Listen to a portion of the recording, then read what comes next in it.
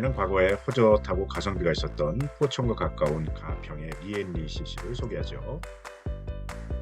가평군 조정면에 있으며 포천과 인접한 가평군 서북쪽에 있습니다.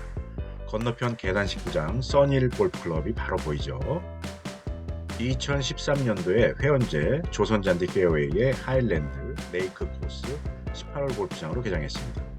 2020년에 9홀 스카이 코스를 추가해서 27홀 골프장이 되었으며 가산동의 지식산업센터로 유명한 대륜건설이 오릅니다.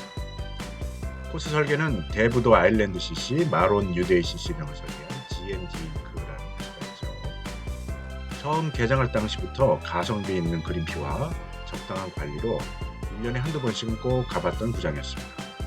클럽하우스 내부는 예술작품으로 잘 장식되어 있고 깔끔한 느낌의 회원제 수준의 클럽하우스입니다. 입구에 러브 조형물이 인상적이죠. 전형적인 산악형 골프장으로 부지는 넓게 자리 잡았지만 아래쪽 레이크 코스가 가장 넓고 위쪽 하일랜드가 코스가 살짝 좁은 무난한 18홀이었습니다. 2020년에 9홀을 추가했습니다. 기존의 하일랜드 8번 공원홀을 스카이 홀로 넘기고 북쪽 산지의 경사면을 깎아서 홀들을 만들었으며 스카이 코스로 개장했습니다. 기존의 레이크 하일랜드 코스는 무난한 편이지만 신설 스카이 코스는 전반적으로 IP가 좁은 홀들이 많습니다.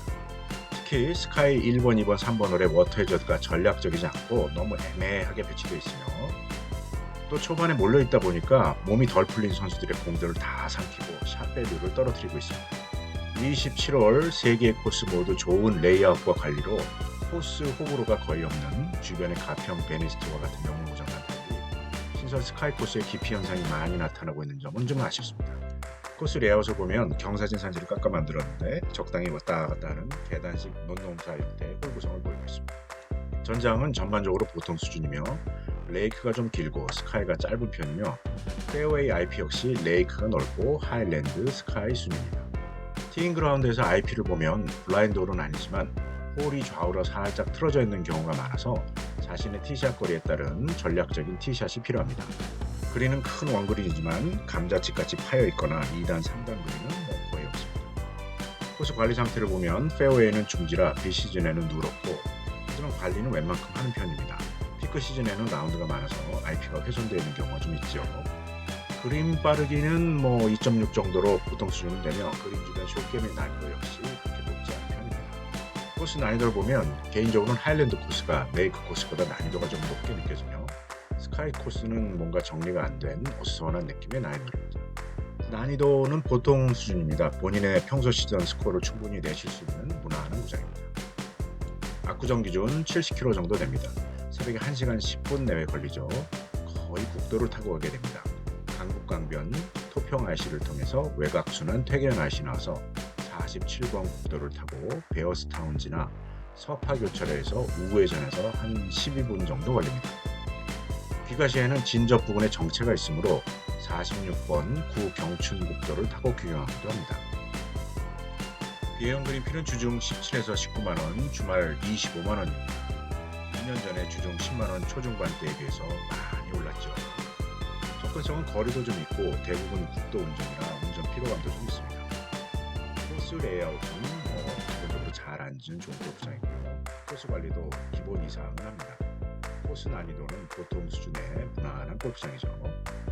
신설된 스카이 코스를 제외하면 레이아웃도 무난하고 관리도 기본은 하는 구장입니다.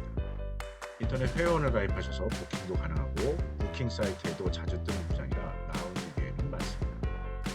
거리는 살짝 먼 듯한 느낌도 있지만 대부분 국도 운전이라 막히는 시간대에 운전 피로감은 많습니다. 귀가 시 교통 상황을 보시고 들어오셔야 시간 절약을 하실 수 있죠. 핸디캡에 상관없이 라운드를 즐기실 수 있는 무난한 구장입니다. 스카이 코스를 피하고 되도록이면 레이크, 하일랜드로 부킹하셔서 다녀오시기 바랍니다.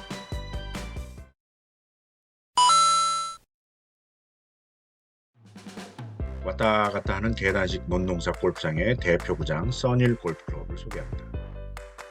1999년에 회원제 썬밸리 18홀, 퍼블릭 파인힐 18홀 총 36홀로 개장했으나 추후 36홀 모두 퍼블릭으로 전환됐습니다.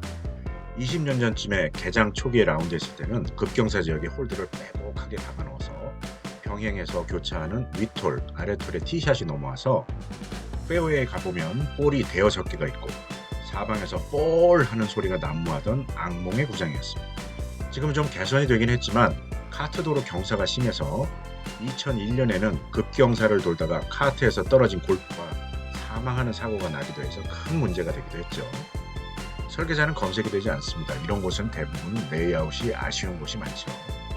클럽하우스는 시간이 지나 약간 올드해 보이고, 특이한 것은 지하로 내려가 캐디백을 드롭하고 다시 지상 클럽하우스로 돌아와서 옷가방을 가져가는 방식입니다.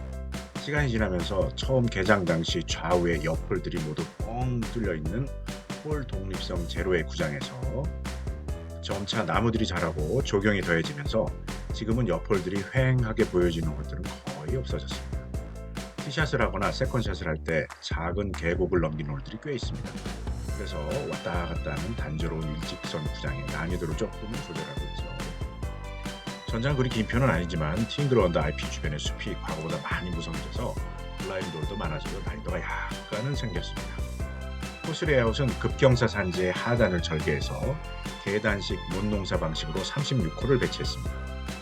만약에 27홀만 안 쳤다면 더 좋은 구장이 될 수도 있었겠지만 좀 아쉽습니다. 화면에서 보시다시피 모든 홀들이 내고를 꽉 끼워놓은 것처럼 여유 공간 없이 바짝 붙여서 배치됐으며, 이로 인해서 홀 독립성이 떨어지게 되었죠. 무엇보다 홀간 거리가 좁은 데다가 홀간 고저차가 큽니다.